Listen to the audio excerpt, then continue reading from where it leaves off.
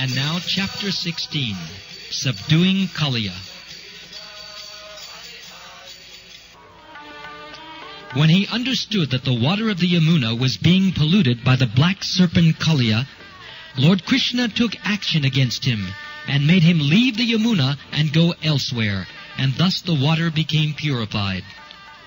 When this story was being narrated by Shukdev Goswami, Maharaj Parikshit became eager to hear more about Krishna's childhood pastimes. He inquired from Shukdev Goswami how Krishna chastised Kaliya, who was living in the water for many years. Actually, Maharaj Parikshit was becoming more and more enthusiastic to hear the transcendental pastimes of Krishna, and his inquiry was made with great interest. Shukdeva Goswami narrated the story as follows. Within the river Yamuna there was a great lake, and in that lake the black serpent Kaliya used to live. Because of his poison, the whole area was so contaminated that it emanated a poisonous vapor 24 hours a day. If a bird happened to even pass over the spot, he would immediately fall down in the water and die. Due to the poisonous effect of the Yamuna's vapors, the trees and grass near the bank of the Yamuna had all dried up. Lord Krishna saw the effect of the great serpent's poison. The whole river that ran before Vrindavan was now deadly. Krishna, who advented himself just to kill all undesirable elements in the world, immediately climbed up in a big Kadamba tree on the bank of the Yamuna. The Kadamba is a round yellow flower, generally seen only in the Vrindavan area. After climbing to the top of the tree, he tightened his belt cloth and, flapping his arms just like a wrestler, jumped in the midst of the poisonous lake. The Kadamba tree from which Krishna had jumped was the only tree there which was not dead. Some commentators say that due to touching the lotus feet of Krishna, the tree became immediately alive. In some other Puranas it is stated that Garuda, the eternal carrier of Vishnu, knew that Krishna would take this action in the future, so he put some nectar on this tree to preserve it. When Lord Krishna jumped into the water, the river overflooded its banks, as if something very large had fallen into it. This exhibition of Krishna's strength is not at all uncommon, because he is the reservoir of all strength.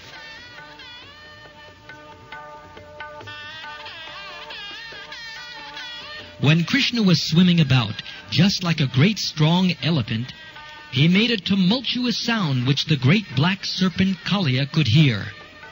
The tumult was intolerable for him, and he could understand that this was an attempt to attack his home. Therefore, he immediately came before Krishna. Kaliya saw that Krishna was indeed worth seeing, because his body was so beautiful and delicate. Its color resembled that of a cloud, and his legs resembled a lotus flower. He was decorated with Srivatsa, jewels and yellow garments. He was smiling with a beautiful face, and was playing in the river Yamuna with great strength. But in spite of Krishna's beautiful features, Kaliya felt great anger within his heart, and thus he grabbed Krishna with his mighty coils. Seeing the incredible way in which Krishna was enveloped in the coils of the serpent, the affectionate cowherd boys and inhabitants of Vrindavan immediately became stunned out of fear. They had dedicated everything to Krishna, their lives, property, affection, activities. Everything was for Krishna. And when they saw him in that condition, they became overwhelmed with fear and fell down on the ground. All the cows, bulls, and small calves became overwhelmed with grief, and they began to look at him with great anxiety. Out of fear, they could only cry in agony and stand erect on the bank. unable to help their beloved Krishna.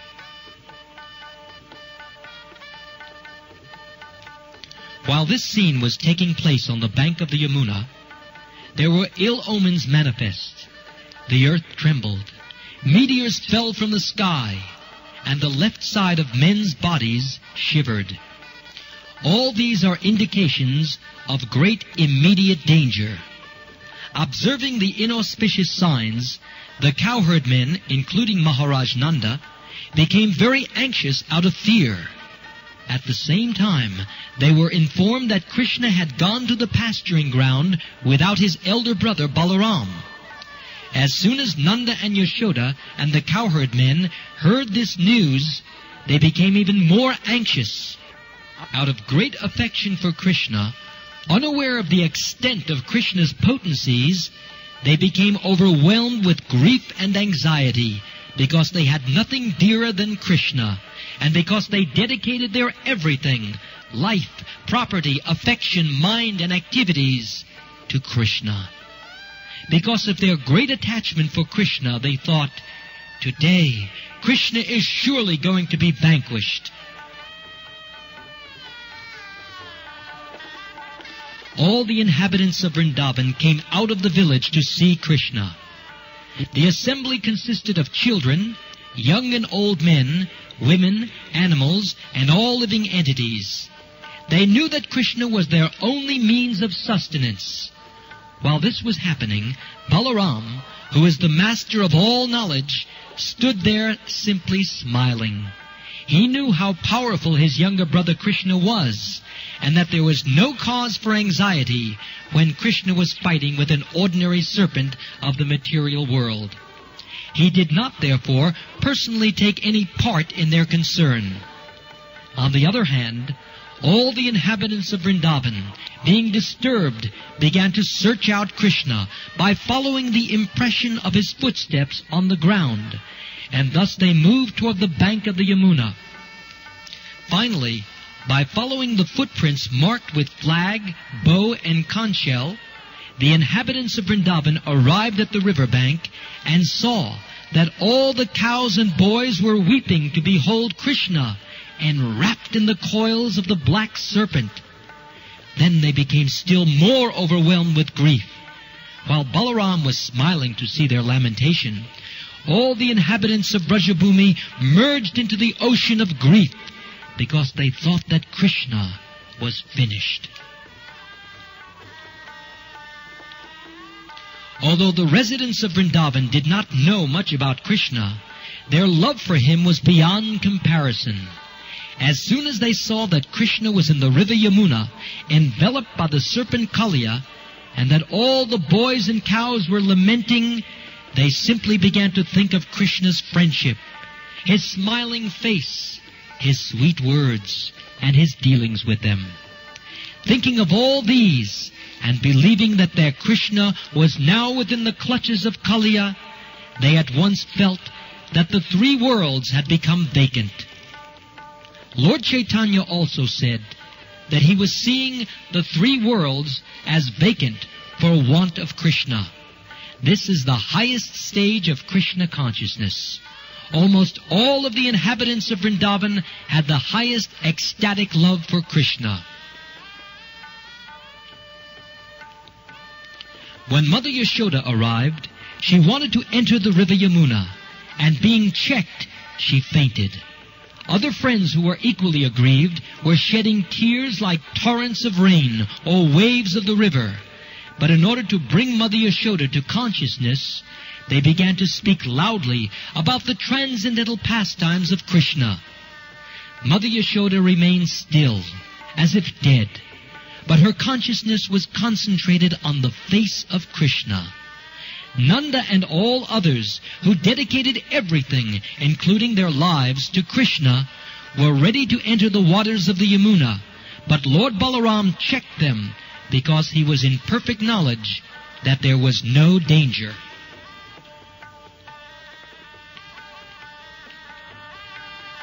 For 2 hours, Krishna remained like an ordinary child, gripped in the coils of Kaliya. But when he saw that all the inhabitants of Gokul, including his mother and father, the gopis, the boys, and the cows, were just on the point of death, and that they had no shelter for salvation from imminent death, Krishna immediately freed himself. He began to expand his body, and when the serpent tried to hold him, he felt a great strain. On account of the strain, his coils slackened, and he had no alternative but to let loose the personality of Godhead, Krishna, from his grasp. Kaliya then became very angry, and his great hoods expanded. He exhaled poisonous fumes from his nostrils. His eyes blazed like fire, and flames issued from his mouth. The great serpent remained still for some time, looking at Krishna. Licking his lips with bifurcated tongues, the serpent looked at Krishna with double hoods, and his eyesight was full of poison. Krishna immediately pounced upon him, just as Garuda swoops upon a snake. Thus attacked, Kaliya looked for an opportunity to bite him, but Krishna moved around him. As Krishna and Kaliya moved in a circle, the serpent gradually became fatigued, and his strength seemed to diminish considerably. Krishna immediately pressed down the serpent's hoods and jumped up on them. The Lord's lotus feet became tinged with red from the rays of the jewels on the snake's hoods. Then, he who is the original artist of all fine arts, such as dancing, began to dance upon the hoods of the serpent, although they were moving to and fro. Upon seeing this, denizens from the upper planets began to shower flowers, beat drums, play different types of flutes, and sing various prayers and songs. In this way, all the denizens of heaven, such as the Gandharvas, Siddhas, and demigods, became very pleased.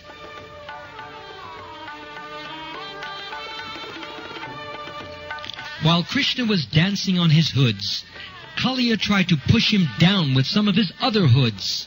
Kaliya had about 100 hoods, but Krishna took control of them. He began to dash Kaliya with his lotus feet, and this was more than the serpent could bear. Gradually, Kaliya was reduced to struggling for his very life. He vomited all kinds of refuse and exhaled fire. While throwing up poisonous material from within, Kaliya became reduced in his sinful situation. Out of great anger, he began to struggle for existence and tried to raise one of his hoods to kill the Lord. The Lord immediately captured that hood and subdued it by kicking it and dancing on it. It actually appeared as if the Supreme Personality of Godhead, Vishnu, was being worshipped. The poisons emanating from the mouth of the serpent appeared to be like flower offerings. Kaliya then began to vomit blood instead of poison. He was completely fatigued. His whole body appeared to be broken by the kicks of the Lord. Within his mind, however, he finally began to understand that Krishna is the Supreme Personality of Godhead, and he began to surrender unto him. He realized that Krishna is the Supreme Lord, the Master of everything.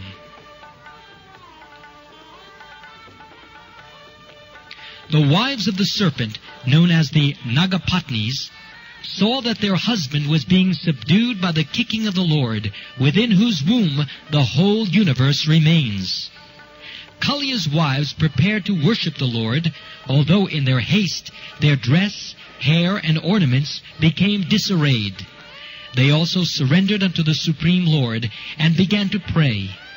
They appeared before him, put forward their offspring, and anxiously offered respectful obeisances, falling down on the bank of the Yamuna. The Nagapatnis knew that Krishna is the shelter of all surrendered souls, and they desired to release their husband from the impending danger by pleasing the Lord with their prayers.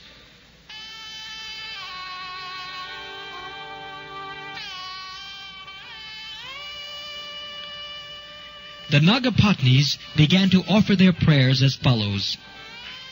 O dear Lord, you are equal to everyone.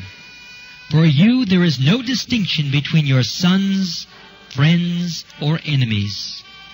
Therefore the punishment which you have so kindly offered to Kaliya is exactly befitting.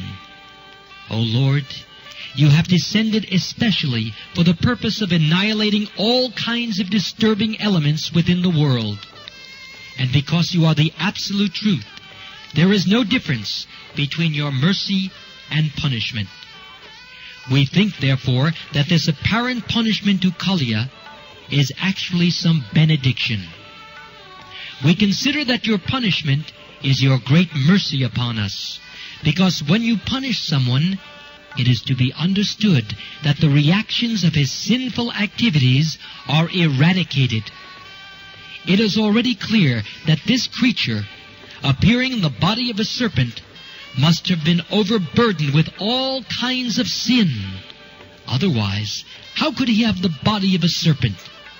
Your dancing on his hoods reduces all the sinful results of actions caused by his having this body of a serpent.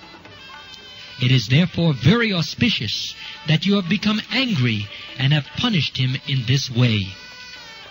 We are very astonished to see how you have become so pleased with this serpent, who evidently performed various religious activities in his past lives. Everyone must have been pleased by his undergoing all kinds of penances and austerities, and he must have executed universal welfare activities for all living creatures.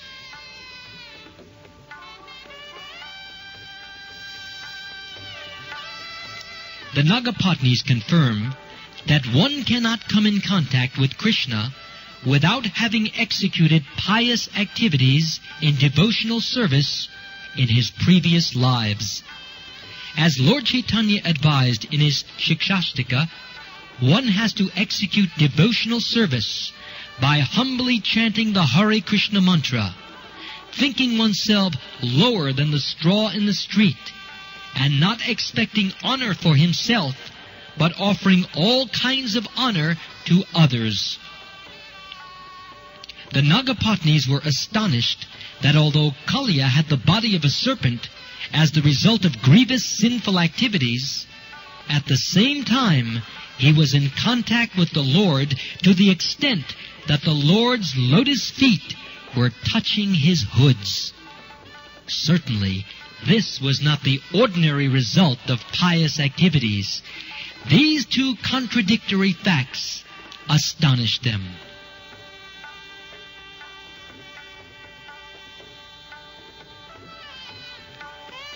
Thus the Nagapatnis continued to pray, "O dear Lord, we are simply astonished to see that he is so fortunate as to have the dust of your lotus feet on his head. This is a fortune sought after by great saintly persons.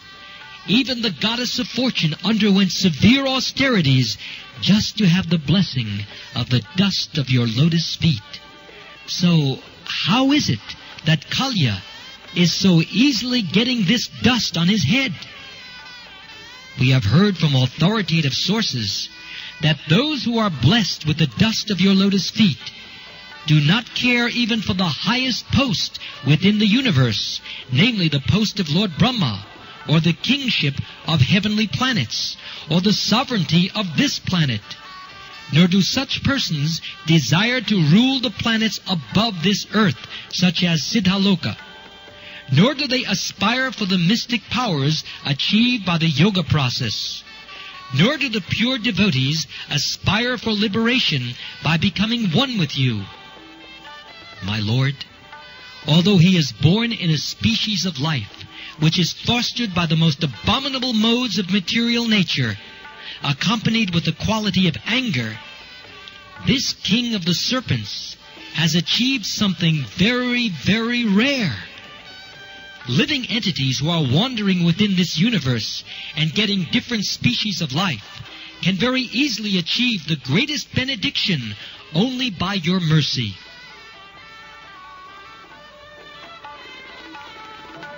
It is also confirmed in the Chaitanya Charitamrita that the living entities are wandering within the universe in various species of life, but by the mercy of Krishna and the spiritual master, they can get the seed of devotional service, and thus their path of liberation can be cleared.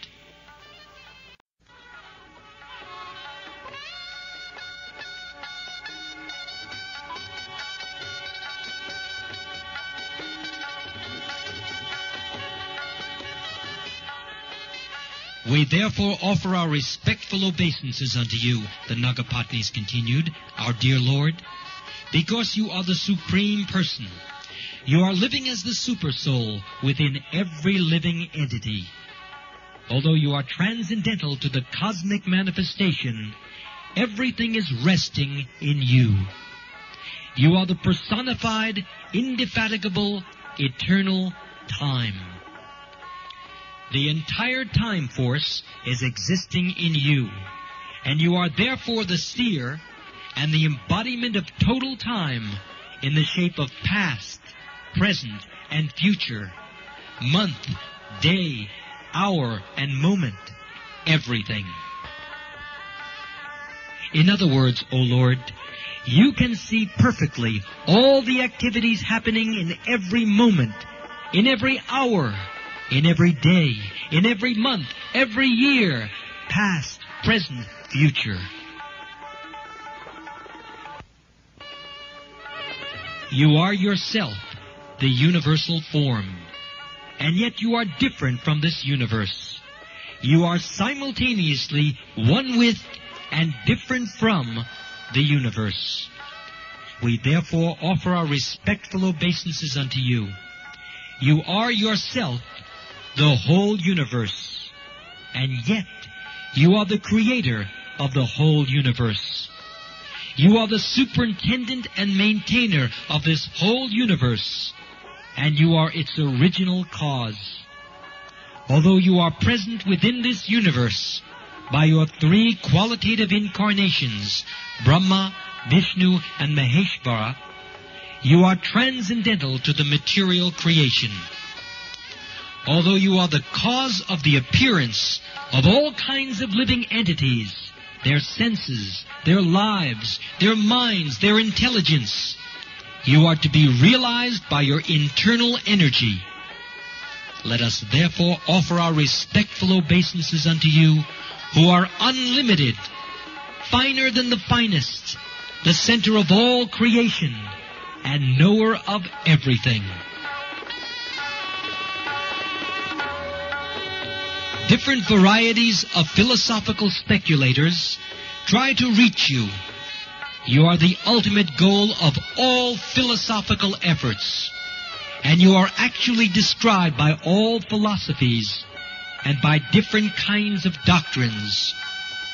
Let us offer our respectful obeisances unto you, because you are the origin of all Scripture and the source of knowledge.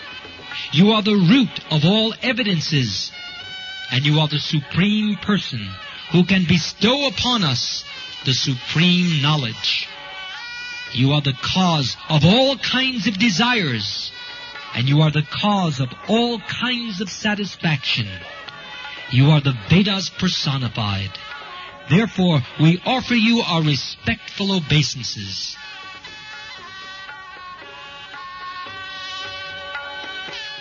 Our dear Lord, you are the Supreme Personality of Godhead, Krishna, and you are also the Supreme Enjoyer, now appeared as the Son of Vasudeva, who is a manifestation of the pure state of goodness. You are the predominating deity of mind and intelligence, Pradyumna and Aniruddha, and you are the Lord of all Vaishnavas. By your expansion as Chaturvyuha, namely Vasudeva, Sankarshan, Aniruddha, and Pradyumna, you are the cause of the development of mind and intelligence.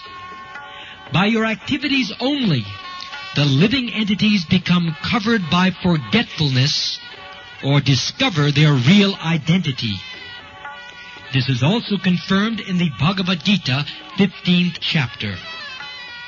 The Lord is sitting as the Supersoul in everyone's heart, and due to His presence, the living entity either forgets himself or revives his original identity.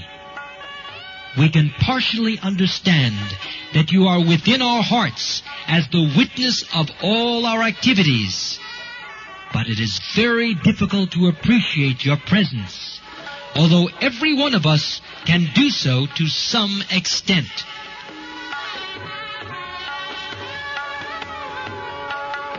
You are the supreme controller of both the material and spiritual energies. Therefore, you are the supreme leader, although you are different from this cosmic manifestation.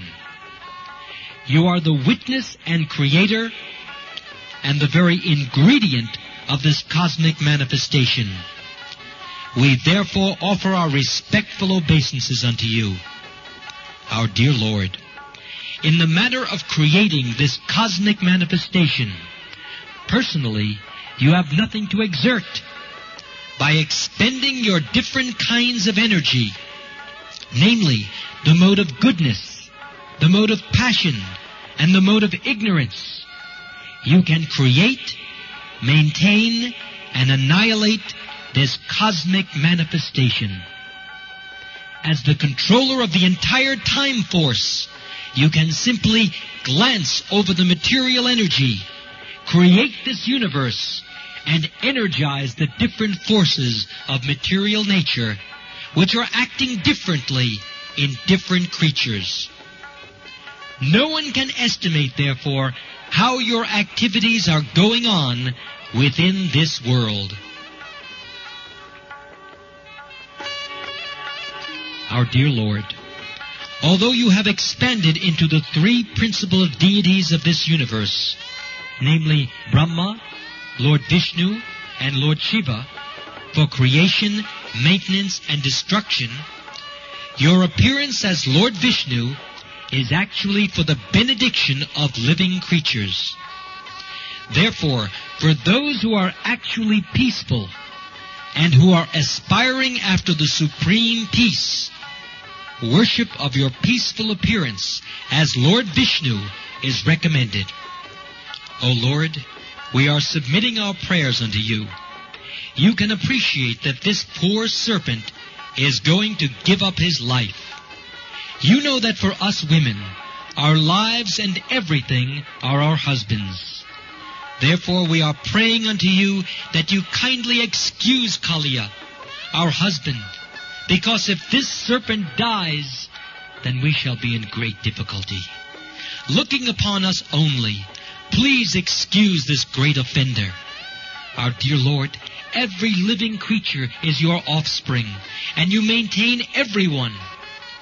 This serpent also is your offspring, and you can excuse him, although he has offended you, undoubtedly without knowing your potency. We are praying that he may be excused for this time. Our dear Lord, we are offering our loving service unto you, because we are all eternal servitors of your Lordship. You can order us and ask us to do whatever you please. Every living being can be relieved from all kinds of despair if he agrees to abide by your orders.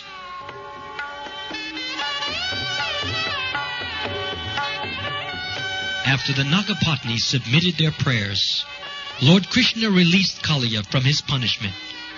Kaliya was already unconscious from being struck by the Lord. Upon regaining consciousness and being released from the punishment, Kaliya got back his life force and the working power of his senses. With folded hands, he humbly began to pray to the Supreme Lord Krishna. My dear Lord, I have been born in such a species that by nature I am angry and envious, being in the darkest region of the mode of ignorance. Your Lordship knows well that it is very difficult to give up one's natural instincts, although by such instincts the living creature transmigrates from one body to another.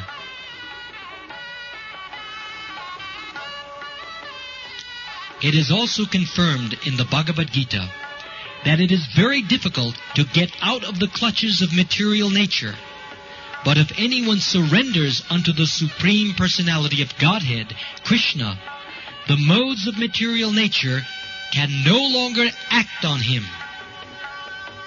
My dear Lord, Kaliya continued, you are therefore the original creator of all kinds of modes of material nature by which the universe is created. You are the cause of the different kinds of mentality possessed by living creatures, by which they have obtained different varieties of bodies. My dear Lord, I am born as a serpent. Therefore, by natural instinct, I am very angry.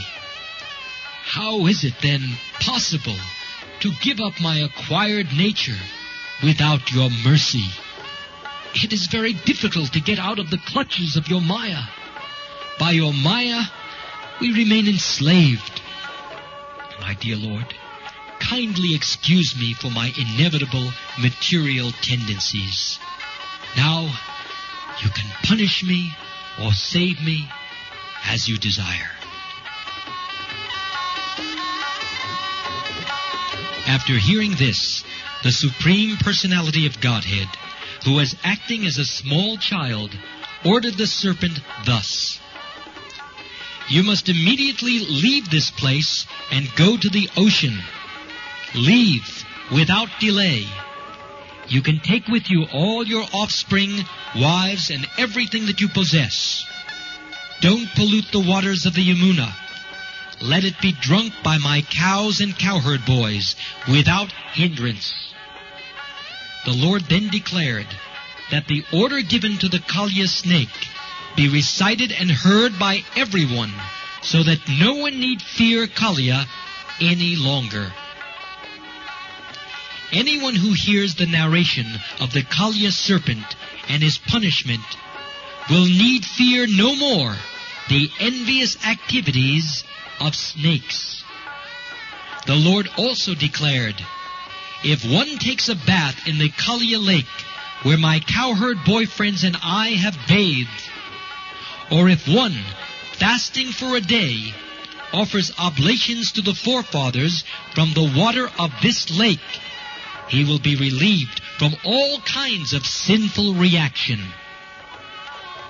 The Lord also assured Kaliya, you came here out of fear of Garuda, who wanted to eat you in the beautiful land by the ocean. Now, after seeing the marks where I have touched your head with my lotus feet, Garuda will not disturb you. The Lord was pleased with Kaliya and his wives. Immediately, after hearing his order, the wives began to worship him with great offerings of nice garments, flowers, garlands, jewels, ornaments, sandal pulp, lotus flowers, and nice edible fruits. In this way, they pleased the master of Garuda, of whom they were very much afraid. Then, obeying the orders of Lord Krishna, all of them left the lake within the Yamuna. Thus ends the Bhaktivedanta purport of the 16th chapter of Krishna, Subduing Kaliya.